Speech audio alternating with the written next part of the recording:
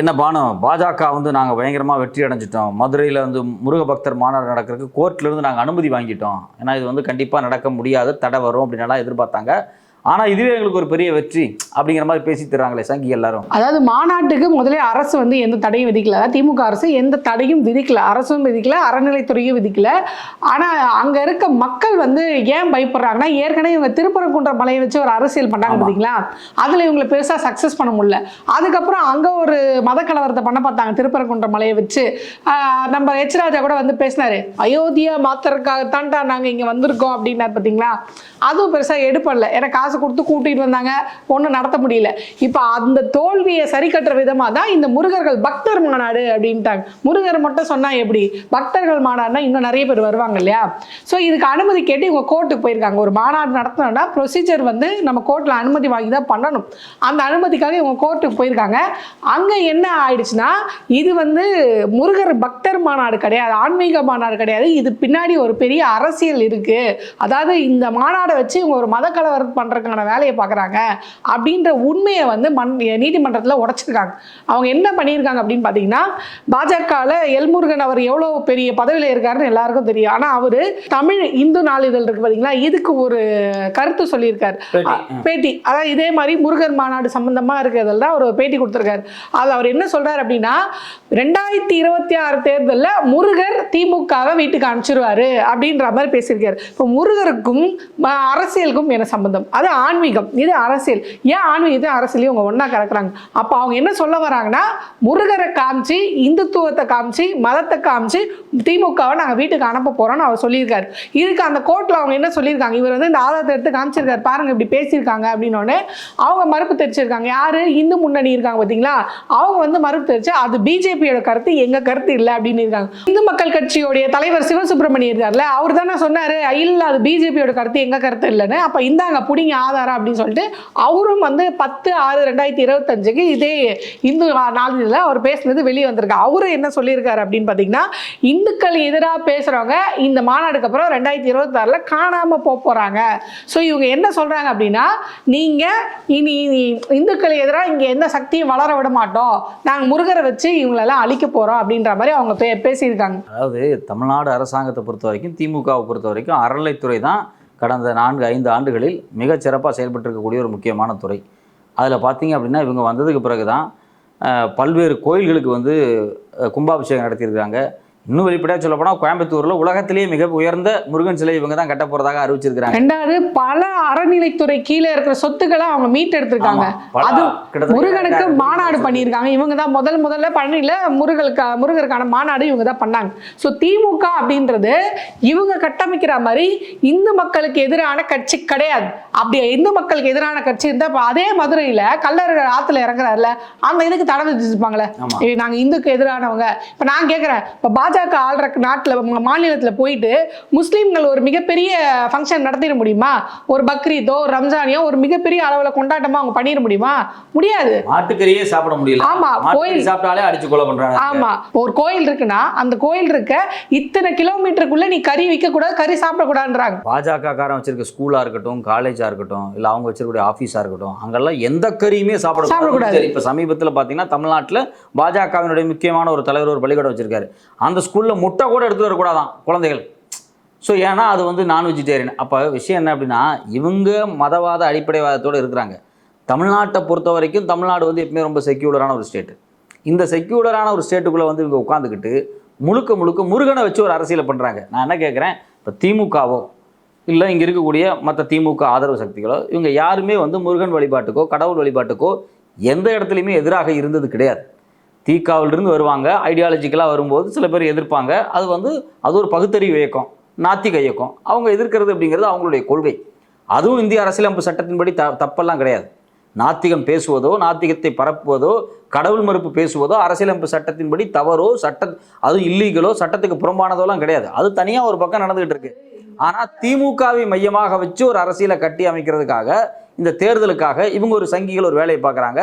அந்த வேலை எப்பவுமே ஃபெயிலியர் தான். ஏன் அப்படின்னா, இங்கிருந்து பால் காவடி எடுத்துட்டு பழனிக்கு போவான், கீழே இறங்கி தேர்தல் வந்துச்சுன்னா அவன் வந்து இங்க இருக்கக்கூடிய திராவிட கட்சிகள் தான் ஓட்டு போடுவான், பாஜக ஓட்டு போட மாட்டான். எந்த காலத்திலயும் பாஜக யாரும் ஓட்டு போட மாட்டான்.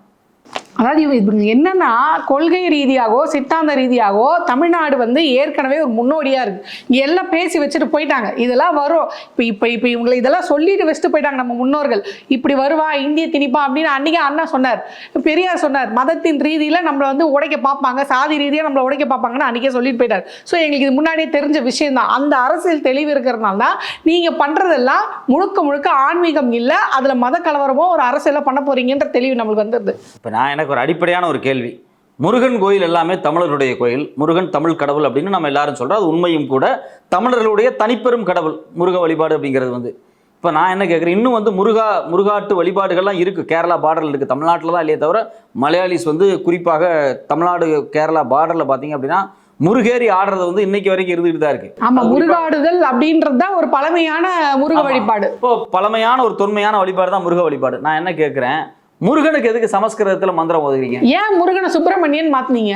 நான் என்ன கேட்குறேன், ஏதாவது ஒரு பிராமணர், ஒரு பாஜக காரன், ஒரு ஆர்எஸ்எஸ் காரன் யாராவது வந்து, அதாவது நான் சொல்றது பிராமணர்கள் முருகன் பேர் வைக்கிறாங்களான்னு, எல்லாம் சுப்பிரமணியா அப்படின்னு பேர் வைக்கிறாங்க. சுப்பிரமணியா நானே கேட்கிறேன், எங்க முருகன் பேரை வைங்க. ஸ்கந்தா. அதாவது இவங்களுக்கு என்னன்னா பேருக்கு தமிழ் கடவுள் முருகர் வேணும், ஆனா முருகருக்கே என்ன ஓதுவாங்கன்னா சமஸ்கிருதத்தை தான் ஓதுவாங்க. ஏன்னா இவங்களுக்கு எல்லா இடத்துலயும் இப்போ ஸ்கந்தர் மலைன்னு நீங்க வச்சிருக்கலாம், எதுக்கு ஸ்கந்தர் மலைன்னு வைக்கிறீங்க? அதுவும் ஸ்ரீ ஸ்கந்தர் மலை. ஏன் உங்களுக்கு வந்து அந்த இடத்துலயும் வந்து பேர்ல கூட தமிழ் பேர் இருந்துடக்கூடாது, சமஸ்கிருதம் இருக்கணும் அப்படின்றது தான். இப்ப ரெண்டாவது என் கேள்வி என்னவா இருக்குன்னா, நீ என்ன சொன்ன, முருகர்கள் பக்தர்கள் மாநாடுன்னு சொல்லிதான் இதுக்கு அனுமதி கேட்டேன். அப்புறம் பிற்பாடு என்ன சொல்ற, இல்ல நான் அறுபடை முருகன் கோயிலுக்கு ஒரு மாதிரி கோயில் கட்டி அதுல நான் ஜூன் 22 தாண்டி நான் இப்ப ஆரம்பிச்சு ஜூன் 22 வரையும் நான் பூஜை நடத்த போறேன் அப்படின்ற ஒரு நீ எந்த கட்சியா வேணா இருக்கலாம், நீங்க வந்து ஒரு பேன் இந்தியா கட்சியா கூட இருக்கலாம், ஆனா சட்டம் எல்லாருக்கும் பொதுவானது. இப்போ நீங்க ஒரு டெம்பரவரியாவோ இல்ல நிரந்தரமாகவோ ஒரு பில்டிங் கட்ட போறீங்கன்னா அந்த மதுரை கார்பரேஷன் கிட்ட போய் இவங்க வந்து அனுமதி வாங்கிக்கணும். அது வந்து சட்ட ரீதியாக அவங்க செய்யல. ரெண்டாவது அவர் என்ன சொல்றாரு அப்படின்னு பாத்தீங்கன்னா, இது குறித்து ஒரு வழக்கை வந்து அதாவது நீதிமன்றத்தில் எடுத்துட்டு போனாங்க இல்லையா, அவங்க வந்து என்ன சொன்னாங்கன்னா சட்டம் எல்லாருக்கும் பொதுவானது, அது எப்படி பாஜக மட்டும் யார்கிட்டயுமே அனுமதி வாங்காம இப்படி ஒரு செயலை செய்யறாங்க, கார்பரேஷன் கிட்ட அனுமதி வாங்கல கோயில் கட்டுறதுக்கு, இத்தனை நாள் நீங்க வந்து தொடர்ந்து கொண்டு போறீங்க, அப்ப அதுக்காக போலீஸ் அனுமதி வேணும். ரெண்டாவது யார் அவர் குற்றம் சாட்டுறாரு அப்படின்னா, இப்ப நாங்கெல்லாம் போய் ஒரு அனுமதி கேட்கறோம்னா எங்களுக்கு ரொம்ப சீக்கிரமா வழங்குறது இல்லை, இழுத்தடிக்கிறாங்க. ஆனா இந்து முன்னணியோ இல்ல பாஜகவோ கேட்கும்போது இவங்க ரொம்ப சீக்கிரமா காவல்துறை தரப்புல இருந்தும் கலெக்டர் அவங்களே வந்து இவங்களுக்கு ஒரு கூட்டு மாதிரி செயல்படுறாங்க. இந்தாங்க இது ஆர்டர் தானே, அனுமதி தானே கொடுக்குறேன் அப்படின்ற மாதிரி கொடுத்துட்றாங்க. இது ஏற்கனவே ஃபர்ஸ்ட் இந்த பிரச்சனை வந்தது பார்த்தீங்கன்னா திருப்பரங்குன்றத்தில், அப்பவே என்ன இது முன் வச்சாங்க அப்படின்னா, கலெக்டர் இவங்களுக்கு வந்து உடந்தையா இருக்காங்க, ஏன்னா எதுக்கு இப்படியான ஒரு அனுமதி கொடுக்கணும், பிரச்சனை வரும் தெரிஞ்சோ ஒரு மத கலவரம் வரும் தெரிஞ்சோ எதுக்கு இந்த மாதிரி ஒரு அனுமதி கொடுக்கணும். ரெண்டாவது அது என்ன சொல்லியிருக்காங்கன்னா, இந்த இதெல்லாம் பார்த்தாரு இல்லையா நீதிபதி, பார்த்துட்டு அவர் என்ன சொல்லியிருக்காருன்னா, நிபந்தனைகளோட மட்டும்தான் உங்களுக்கு இந்த மாநாடுக்கு அனுமதி கொடுப்போம் அப்படின்னு அவர் செக் வச்சிருக்காரு. அவர் என்ன செக்லாம் சொல்றாருன்னா, இந்த குரு பூஜைக்கு போவாங்க பார்த்தீங்களா அப்படின்ட்டு தானும் கார் மேல ஏறி, இப்ப புதுசா விஜயோட தொண்டர்கள் எல்லாம் செய்வாங்க பாத்தீங்களா, அவர் மேல ஏறி அவங்க மேல பம்பரையே ஓடிப்பாங்க. அது மட்டும் இல்லாம காருக்கு முன்னாடி பம்பர்ல உட்கார்ந்துட்டு போறது, அந்த மாதிரியான அட்டகாசம் அட்டூழியங்கள்லாம் நீங்க செய்யக்கூடாது. நீங்க பண்ண போறது ஒரு ஆன்மீக மாநாடு.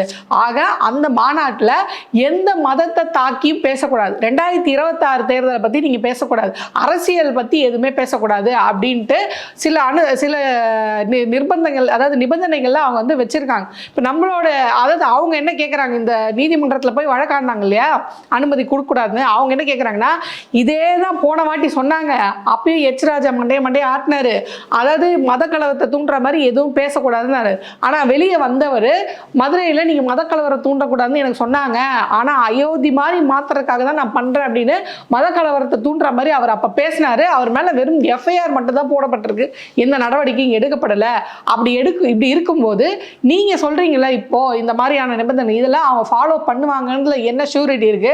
அப்படி அவங்க ஃபாலோ பண்ணாத பட்சத்துல எந்த நடவடிக்கை நீங்க எடுப்பீங்கன்ற உறுதி இருக்குன்னு அவங்க கேட்டிருக்காங்க. அதுக்கு அவர் என்ன சொல்லியிருக்காருன்னா, அவங்க வேணா எடுக்காம இருக்கலாம், நான் எடுப்பேன், கண்டிப்பா ஒரு போதுமான ஒரு சாட்சி, ஒரு வீடியோ, ஒரு போட்டோ எது இருந்தாலும் கொண்டு வாங்க, உடனே நான் வந்து ஆக்ஷன் எடுக்கிறேன்னு இருக்காரு.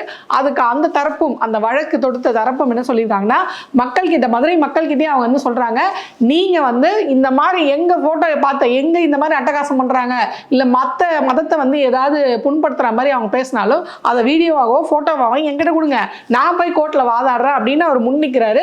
இது மட்டும் இல்லாம அவங்க ஒரு மிகப்பெரிய மனித சங்கிலியை வேற நடத்துறதுக்காக ஒரு பிளான் போட்டிருக்காங்க. அதாவது மத நல்லிணக்கம், இவங்க வந்து நல்லா இருக்க ஊர், அதாவது ஒரு படம் இருக்கு 4 போலீஸும் நல்லா இருந்த ஊரும் அப்படின்னு. நல்லா இருந்த ஊரை இந்த 4 போலீஸ் என்ன பண்ணுவாங்க, கேஸே வரலன்றக்காக இவங்களா ஒரு கேஸ் உற்பத்தி பண்ணி பிரச்சனையாக்கி விட்டுறாங்க. அது மாதிரி நல்லா இருந்தது. இங்கே வந்து காலங்காலமா இந்துக்களும் முஸ்லீம்களும் தமிழ்நாட்டில் ரொம்ப மத நல்லிணக்கமா அண்ணன் தம்பியா பழகுறாங்க, போறாங்க, அங்க தர்காவுக்கு போறாங்க, கோயிலுக்கு வராங்க, தர்காவுக்கு போறாங்க, பிரசாதத்தை பரிமாறி சாப்பிட்டுட்டு இருந்தாங்க.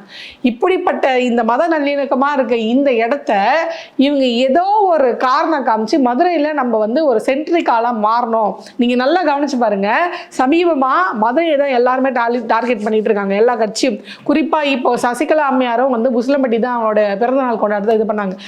ஸ்டாலின் அவர்களும் அங்கதான் வந்து பொதுக்குழு மாநாடு போட்டார். அதே மாதிரி இப்போ அமித்ஷா வந்தவரும் மதுரையை தான் டார்கெட் பண்றாங்க. ஏன்னா இவங்க அந்த மதுரையை சென்ட்ரிக்கா வச்சு தன்னுடைய கட்சியை டெவலப் பண்ணணும். இப்போ ஏற்கனவே வந்து நாகர்கோயில், அதுக்கப்புறம் திருநெல்வேலி, இந்த அளவுக்கு வந்து பாஜக ஓரளவுக்கு நின்றுச்சு. இப்போ பொன் ராதாகிருஷ்ணன் அவர்கள்லாம் எங்கேருந்து வந்தாங்க, அந்த சைடு இருந்தால் வந்தாங்க. ஐநான் அவர்களையும் அதுக்கு தான் நிறுத்துனாங்க, அந்த ஓட்டு வேணுன்றதுக்காக தான். இப்போது மதுரையை சென்ட்ரிக்காக வச்சு இவங்க யோசிக்கிறது காரணம் மதுரையை நம்ம வந்து கைப்பற்றணும் அப்படின்றதுக்காக தான். ஸோ இவங்க நம்மளுக்கு நல்லாவே தெரியும் பாஜகவுக்கு எந்த அரசியல் கொள்கையும் கிடையாது, எந்த சித்தாந்தம், அவங்களுக்கு இருக்க ஒரே சித்தாந்தம் RSS உடைய சித்தாந்தம். ஸோ இந்த RSS சித்தாந்த வழி தான் அவங்க நடப்பாங்க. நம்ம நார்த்ல பார்த்தா நல்லாவே தெரியும். அங்க அப்படிதான் கோட்டையை காப்பாத்துறேன், இங்க ஆடு மாடு வந்து பலி கொடுக்கூடாதுன்னு மகாராஷ்டிரா இதே மாதிரி ஒரு பிரச்சனை ரொம்ப நாளா போயிட்டு இருக்கு. ஸோ இதே ஸ்ட்ராட்டஜி தான், அதே மாடல் நார்த் மாடலை கொண்டு வந்தா இவங்க இங்க பண்ணிட்டு இருக்காங்க. நீங்க சொன்னீங்க அந்த கோயில் டெம்பரரியா செட்டப் பண்றது, இது ராமர் கோயில் பேட்டர்ன் தான். ராமர் அதாவது பாபர் மசூதிக்குள்ள கொண்டு போய் திடீர்னு பாலராமர் சிலையை வச்சுட்டு ராமர் தன்னால முளைச்சிட்டாரு, எங்களுக்கு வழிபடுறதுக்கு அனுமதி கொடுங்க உள்ள போய் அப்புறம் கோயில் மசூதி அடிச்சு விட்டாங்க. ஸோ இது ஒரு விதமான டெம்பரவரியான செட்டப் அப்படிங்கிறதே வந்து ஒரு வன்முறைக்கான ஒரு பேட்டர்ன் தான். அந்த வன்முறைக்கான பேட்டர்னை தான் அவங்க உருவாக்குறாங்க. எனக்கு தெரிஞ்ச நீதிபதி வந்து கொஞ்சம் தெளிவாக வந்து இதில் வந்து தீர்ப்பு கொடுத்துருக்காரு, அதாவது டைரக்ஷன்ஸ் கொடுத்துருக்காரு.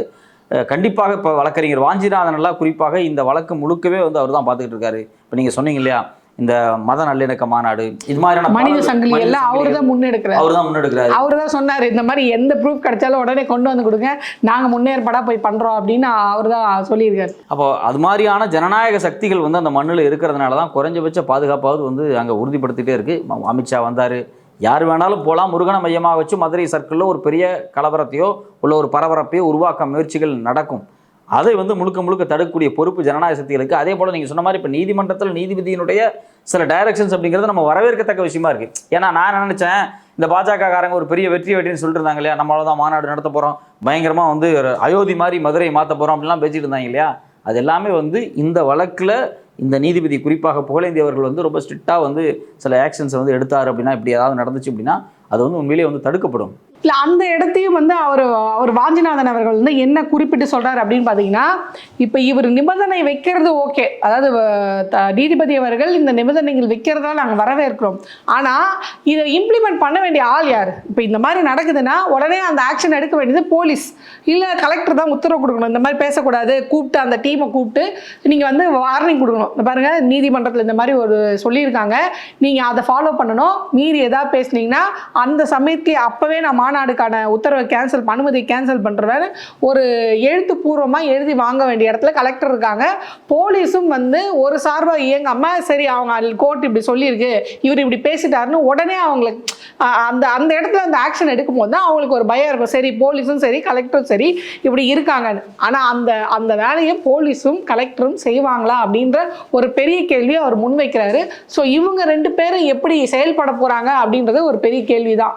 பொறுத்திருந்து பார்ப்போம். நீதிமன்றத்தில் கொடுத்துருக்க டைரக்ஷன்ஸை வந்து காவல்துறை வந்து ஃபாலோ பண்ணுமா, இல்லை இந்த மாநாடு எப்படி நடக்க போகுது, இது உண்மையிலேயே வந்து ஆன்மீக மாநாடா இல்லை ஆன்மீகத்துக்கு உள்ளே வச்சு ஒரு பெரிய பஞ்சாயத்து உருவாக்குறதுக்கான வேலையை வந்து இவங்க செய்ய போகிறாங்களா அப்படிங்கிறத நம்ம பொறுத்திருந்து பார்ப்போம். அதாவது இது முழுக்க ஆன்மீக மாநாடுன்ற பேரில் நடக்கிற ஒரு மதக்கலவருக்கான மாநாடு தான். ஆனால் மக்கள் தான் இங்கே வந்து ரொம்ப தெளிவாக இருக்கணும்.